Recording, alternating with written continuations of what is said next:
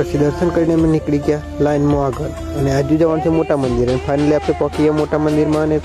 દર્શન પણ જોરદાર થઈ ગયા આજે અને વહેલા આવીએ તો દર્શન સારા જ થાય અને પછી પહોંચી ગયા બહારથી તો માતાજીના વ્યૂ જોરદાર આવતો હતો એટલે પછી ક્લિપ બનાવી જ લીધી અને પછી પહોંચી ગયા અન્નપૂર્ણા ભોજનાલયમાં ભોજનાલયમાં જમી લીધું દાળ ભાત લાડુ શાક અને અહીંયા દર પૂનમે જમવાનું વાર હોય તો તમે આવો તો જમવાનું ભૂલતા નહીં અને જો બહુ ભારે સંખ્યામાં ભોજનાલય છે એટલે પબ્લિક પણ જોરદાર છે હું તો દર પૂનમે આવું એટલે દર પૂનમે જમવાનું તો ભૂલતો જ નહીં એટલે તમે પણ આવો તો ભૂલતા જ નહીં મારા કલે જાઓ અને પછી અમે પહોંચી ગયા ગાર્ડન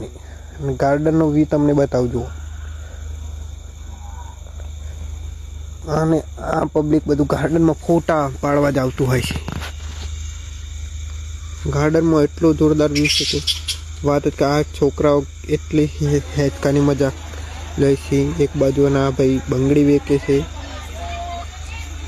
તમે જુઓ ખાલી આ નજારો એક જોરદાર છે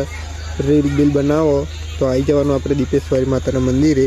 તો આ ભાઈ રીલ બનાવી છે પછી અમે આ બધું વ્યૂ જોતા જોતા નીકળી ગયા આગળ તો ફાઇનલી આપણે દર્શન કરી લીધો સ્માર્ટ દર્શન થયો વહેલા આવ્યા હતા એટલે હવે નીકળીએ છીએ ઘર તરફ તો ચલો આવા મિની બ્લોગ સાથે મળતા રહેશું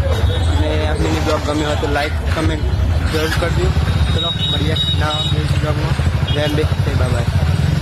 खत्म bye bye tata goodbye गया।